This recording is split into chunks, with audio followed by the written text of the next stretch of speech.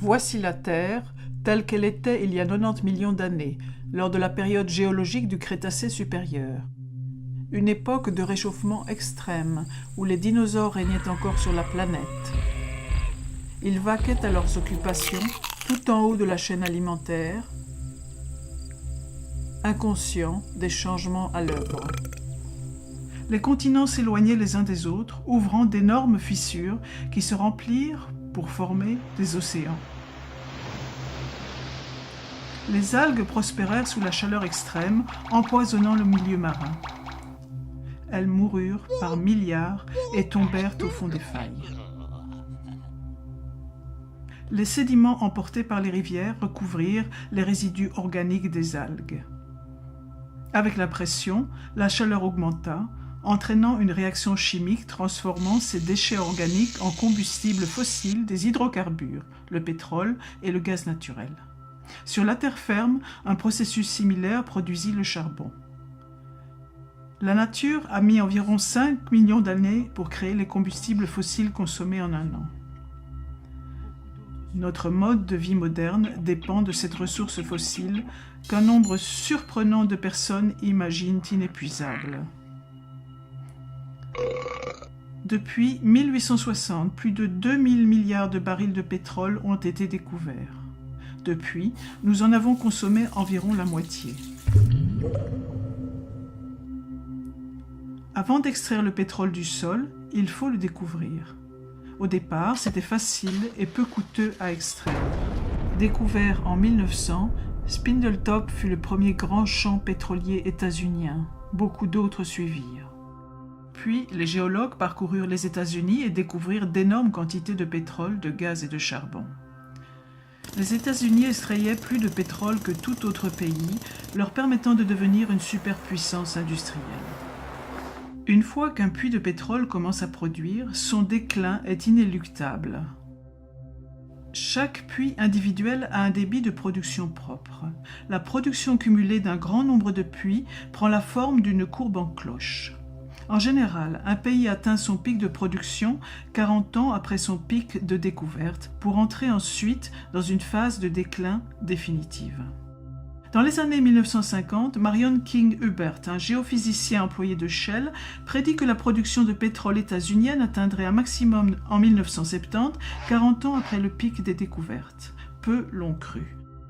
Cependant, en 1970, la production états-unienne atteignit son pic pour ensuite décroître constamment. Hubbert avait vu juste. À partir de ce moment, les États-Unis ont été de plus en plus dépendants de l'importation de pétrole. Cela les a rendus vulnérables aux ruptures d'approvisionnement et a contribué aux crises économiques résultant des chocs pétroliers de 1973 et de 1979. 1930 est l'année du pic des découvertes de pétrole aux USA. Ensuite, malgré les avancées technologiques, les découvertes se raréfièrent cruellement. Le champ découvert récemment dans la réserve naturelle Anower en Alaska ne fournirait au mieux que 17 mois de consommation. Même le champ Jack II du golfe du Mexique ne fournirait que quelques mois de la demande états-unienne. Aucun de ces gros gisements ne peut satisfaire les besoins états-uniens. Il devient évident que la production a atteint son pic ou en est tout près. Au niveau mondial, les découvertes atteignirent un pic dans les années 1960. Plus de 40 ans plus tard, la chute des découvertes de nouveaux champs semble inexorable. 54 des 65 pays grands producteurs ont déjà atteint leur pic de production. La plupart des autres vont suivre dans un avenir proche. Tous les 3 ans, il faudrait mettre en production l'équivalent d'une nouvelle Arabie saoudite pour pallier l'épuisement des champs existants. Durant les années 60, 6 barils étaient découverts pour chaque baril consommé. 4 décennies plus tard, l'humanité consomme entre 3 et 6 barils pour chaque baril découvert. À partir du moment du pic de production mondiale, la demande de pétrole dépassera l'offre, le prix de l'essence sera très instable, ce qui aura des conséquences bien plus importantes que le coût d'un plein. Les villes modernes sont dépendantes du carbone fossile. Même les routes sont faites d'asphalte, un produit pétrolier, comme le toit de beaucoup de maisons. De vastes espaces seraient inhabitables sans chauffage durant l'hiver ou sans climatisation en été. L'étalement urbain nécessite la voiture pour se rendre au travail, à l'école ou au magasin. Les villes sont divisées en zones résidentielles et commerciales éloignées les unes des autres, forçant les habitants à se déplacer en voiture. La banlieue et de nombreux habitats ont été conçus sur base du pétrole et de l'énergie abondante. Les produits chimiques issus du pétrole ou composés pétrochimiques sont la base d'un nombre incalculable de produits. L'agriculture moderne est très dépendante des combustibles fossiles, tout comme les hôpitaux, l'aviation, les systèmes de distribution d'eau et l'armée états-unienne qui à elle seule utilise environ 140 millions de barils par an. Sans pétrole, il n'y aurait ni plastique ni polymère indispensables pour fabriquer les ordinateurs, les appareils électroniques de divertissement et les vêtements. L'économie mondiale actuelle repose sur une croissance infinie exigeant toujours plus d'énergie à bas prix. Nous sommes si dépendants des combustibles fossiles que même une petite interruption dans l'approvisionnement peut avoir de grandes conséquences sur notre vie.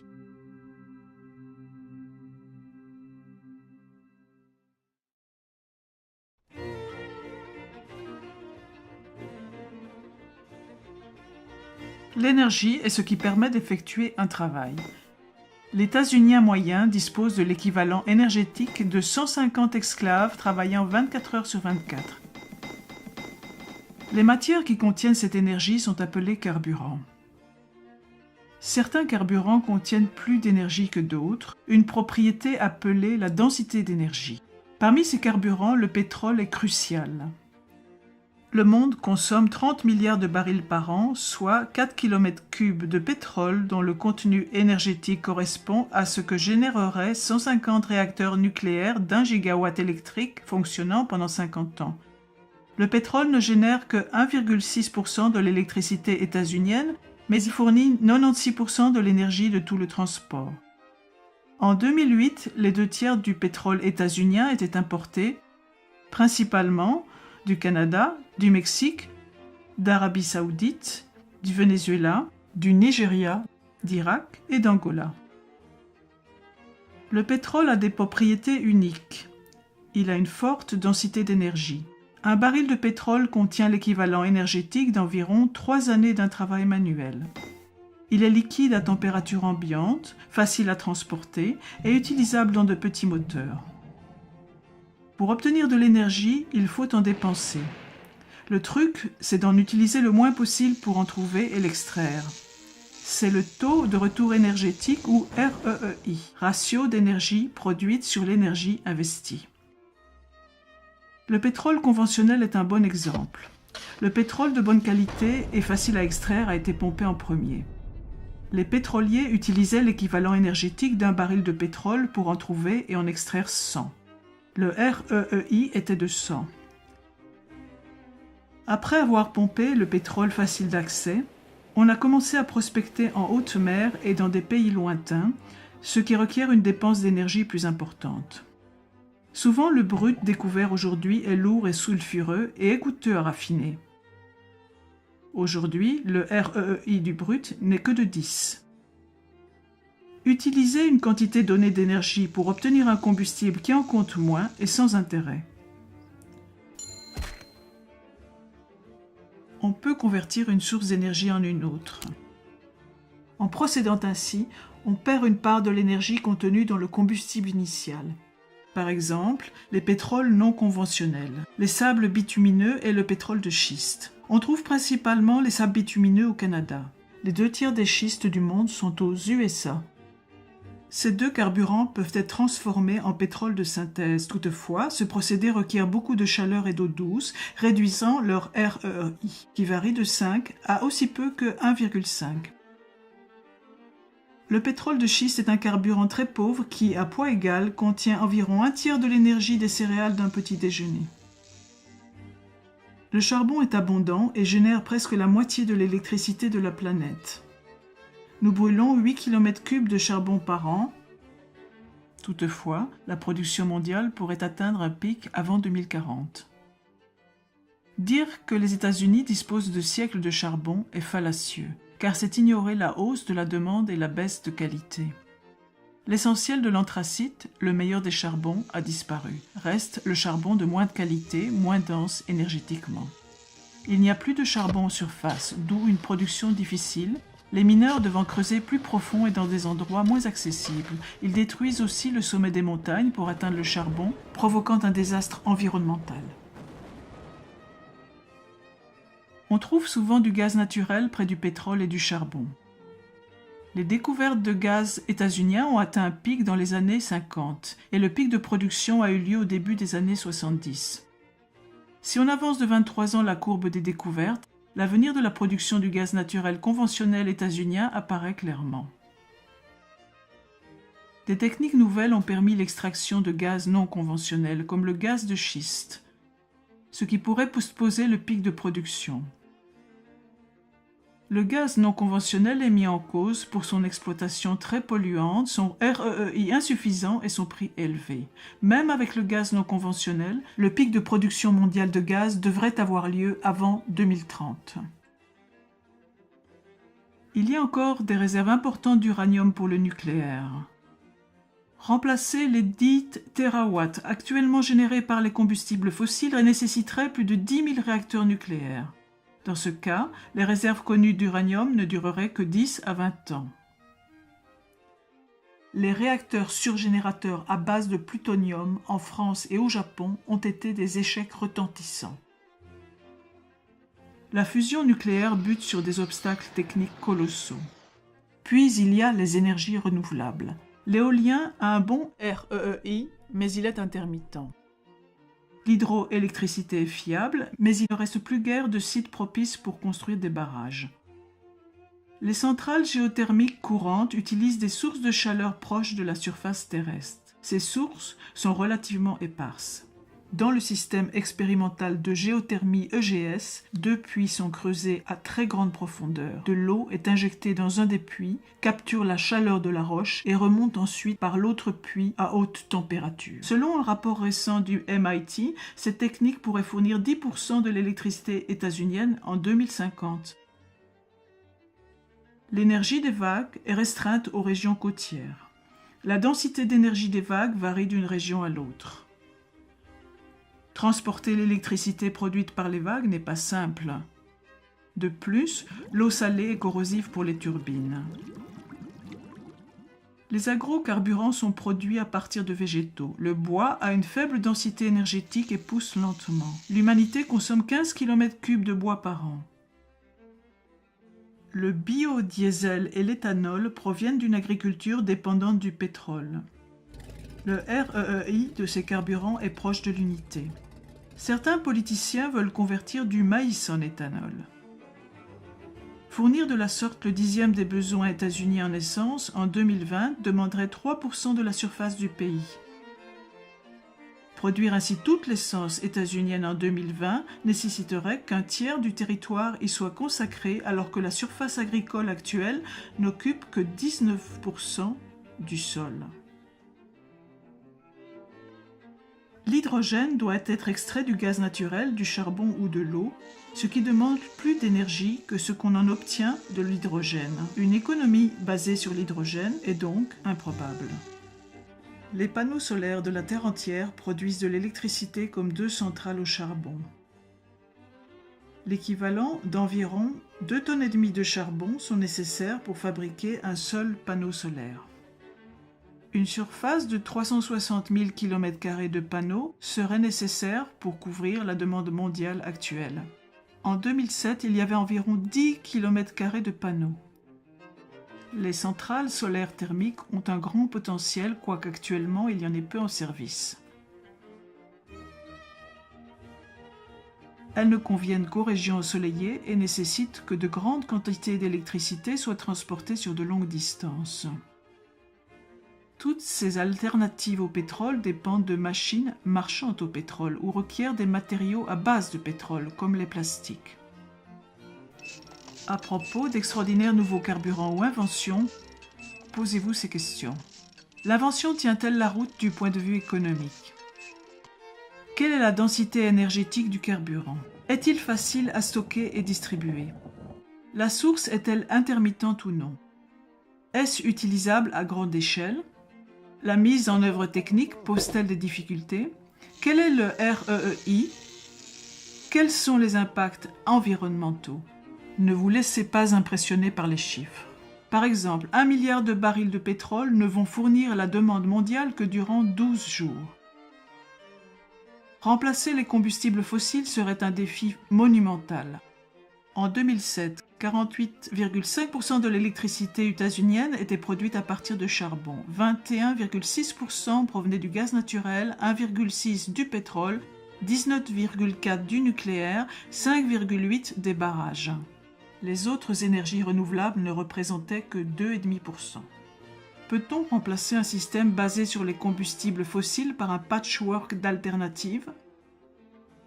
Des avancées techniques majeures sont nécessaires, de même que la volonté politique et la coopération, des investissements massifs, un consensus international, une réaffectation des 34 000 milliards de l'économie mondiale, dont les transports, les industries manufacturières et l'agriculture, ainsi que des fonctionnaires compétents pour gérer la transition. Si ces conditions sont réunies, peut-on conserver notre mode de vie actuel?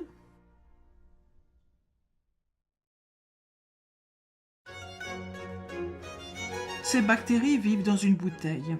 Leur population double toutes les minutes. À 11 heures, il y a une bactérie. À midi, la bouteille est pleine. Elle est à moitié pleine à 11h59, laissant juste l'espace nécessaire pour un doublement de plus. Les bactéries, sentant le danger, cherchent de nouvelles bouteilles et en trouvent 3. Elles pensent avoir réglé leur problème. À midi, la première bouteille est pleine. À midi 1, la seconde bouteille est pleine.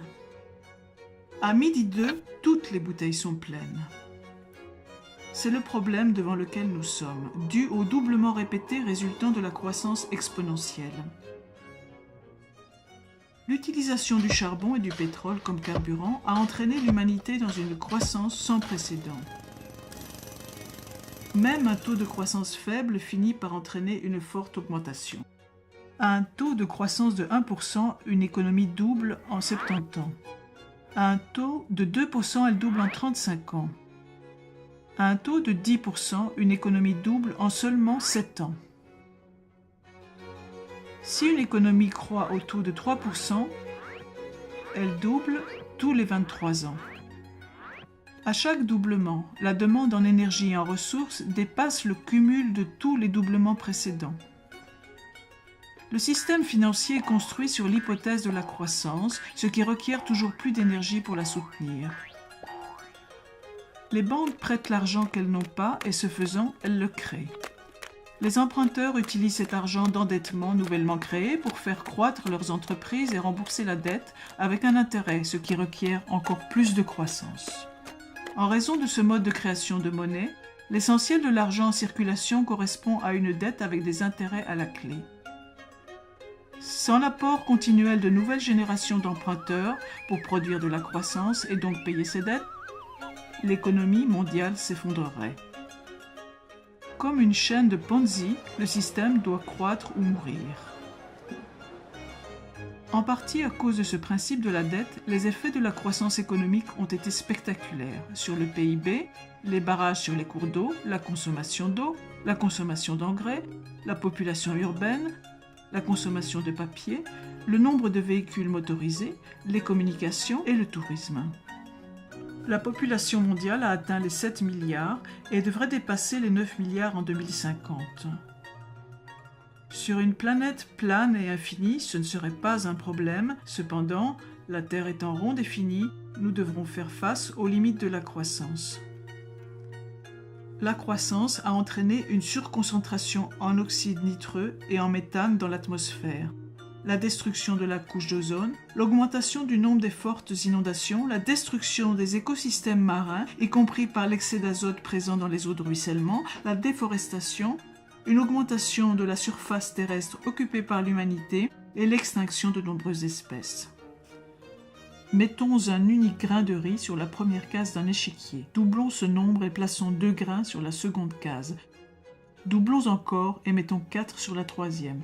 Doublons à nouveau et mettons 8 sur la quatrième. Continuant ainsi de déposer sur chaque case le double de grains de la case précédente, le nombre de grains à mettre sur la dernière case est astronomique. 9 trillions, 223 billiards, 372 billions, 36 milliards, 854 millions, 776 000 grains de riz. Plus de grains que l'espèce humaine en a produit au cours des 10 000 dernières années. Les économies modernes, comme les grains de riz sur l'échiquier, doublent toutes les quelques décennies. Sur quelle case de l'échiquier sommes-nous ? En plus de l'énergie, notre civilisation exige de nombreuses ressources essentielles. De l'eau douce, de l'humus, de la nourriture, des forêts et de nombreux minéraux et métaux. La croissance est limitée par la ressource essentielle la moins disponible. Un tonneau est un assemblage de douelles et comme l'eau remplissant un tonneau, la croissance ne peut dépasser la douelle la plus courte, c'est-à-dire la ressource essentielle la plus limitée. L'espèce humaine accapare actuellement 40% de la production de la photosynthèse terrestre. Même si nous pouvions en utiliser 80%, il nous serait impossible d'en utiliser 160%.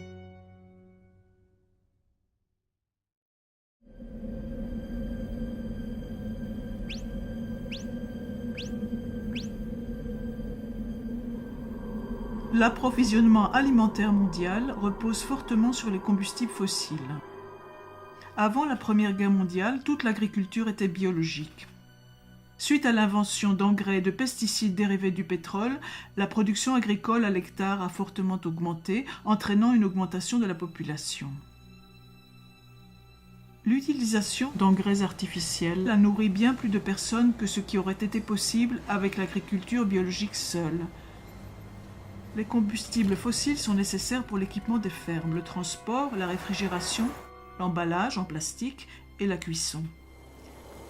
L'agriculture moderne utilise la terre pour transformer des combustibles fossiles en nourriture et la nourriture en population. Environ 7 calories de combustibles fossiles sont utilisées pour produire 1 calorie alimentaire. Aux États-Unis, la nourriture parcourt environ 2500 km de la ferme au consommateur. En plus de la déplétion des carburants fossiles, d'autres menaces pèsent sur le système actuel de production alimentaire. Une énergie peu coûteuse, de meilleures techniques et les subventions ont entraîné une importante surpêche. Les prélèvements mondiaux de poissons ont atteint un pic à la fin des années 1980, forçant les pêcheurs à pêcher en eau profonde. L'excès d'azote des engrais fabriqués à partir de combustibles fossiles a empoisonné rivières et mers, créant ainsi d'énormes zones mortes. À ce rythme, toutes les populations de poissons devraient s'effondrer d'ici 2048. Villes et industries sont la source de pluies acides qui vident le sol de ses nutriments essentiels tels que le potassium, le calcium et le magnésium. Une autre menace est le manque d'eau. Beaucoup de fermes pompent l'eau des aquifères souterrains pour l'irrigation. Un aquifère a besoin de milliers d'années pour se remplir, mais peut être asséché en quelques décennies, tout comme les puits de pétrole. Aux États-Unis, l'aquifère géant d'Ogallala a atteint un niveau si bas que de nombreux agriculteurs ont dû revenir à une agriculture sèche, moins productive. De plus, l'irrigation et l'utilisation d'engrais peuvent entraîner la salinisation, l'accumulation de sel dans le sol. C'est une cause majeure de la désertification. Une autre menace est la perte d'humus.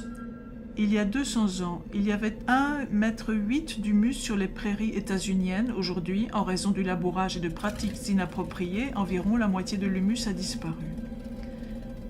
L'irrigation favorise le développement de la rouille noire. Ce champignon pourrait détruire 80% des récoltes de céréales du monde. Selon Norman Borlaug, le père de la Révolution verte, la rouille noire a un immense potentiel de destruction sociale. L'utilisation d'agrocarburants signifie que moins de terres seront disponibles pour l'agriculture nourricière. Toute surface a une capacité de charge limitée. C'est le nombre d'animaux et d'êtres humains qui peuvent y vivre indéfiniment. Si une espèce dépasse la capacité de charge de cette surface, son nombre d'individus diminuera jusqu'à revenir sous les limites naturelles. L'espèce humaine a écarté cet obstacle en exploitant de nouvelles terres et en augmentant la production à l'hectare, principalement grâce au pétrole. Poursuivre la croissance nécessite plus de ressources que ce que la Terre peut fournir, mais aucune nouvelle planète n'est disponible. En plus de tous ces défis, d'ici 2050, la production alimentaire doit doubler pour nourrir une population mondiale croissante. 1 milliard de personnes sont déjà sous-alimentées. À l'avenir, avec une production de pétrole et de gaz naturel en déclin, nourrir 9 milliards de personnes sera une gageure.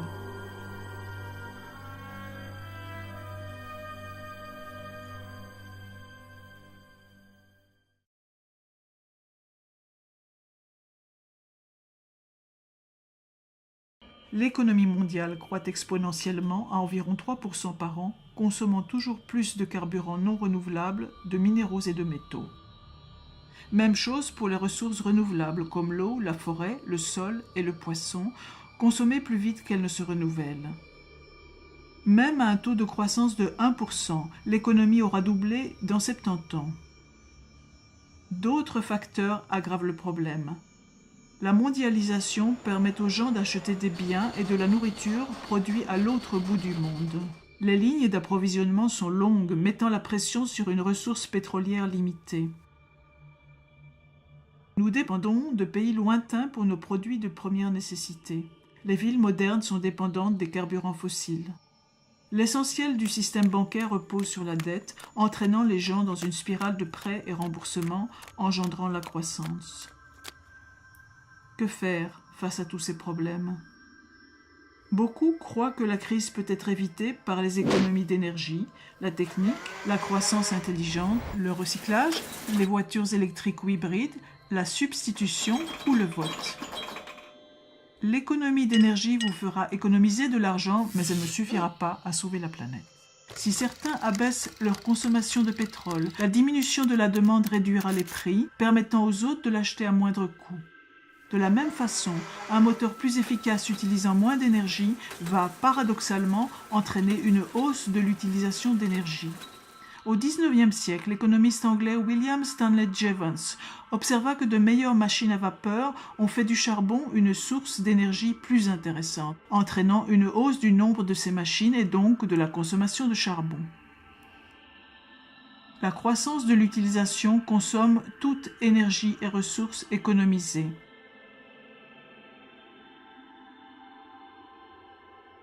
Beaucoup croient que les scientifiques vont résoudre ces problèmes via de nouvelles techniques. Toutefois, la technique n'est pas de l'énergie. La technique peut transformer de l'énergie en travail, mais ne peut pas la remplacer. Elle aussi consomme des ressources. Par exemple, fabriquer un ordinateur nécessite le 10e de l'énergie requise pour fabriquer une voiture.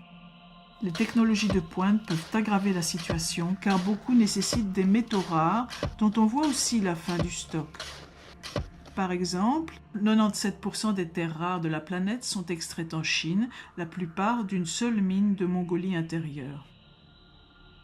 Ces métaux sont utilisés dans les pots catalytiques, les moteurs d'avion, les aimants performants et les disques durs, les batteries pour voitures hybrides, les lasers, les générateurs de rayons X portables, la protection des rayonnements nucléaires, les disques compacts, les moteurs de véhicules hybrides, les lampes à basse énergie, les fibres optiques et les écrans plats.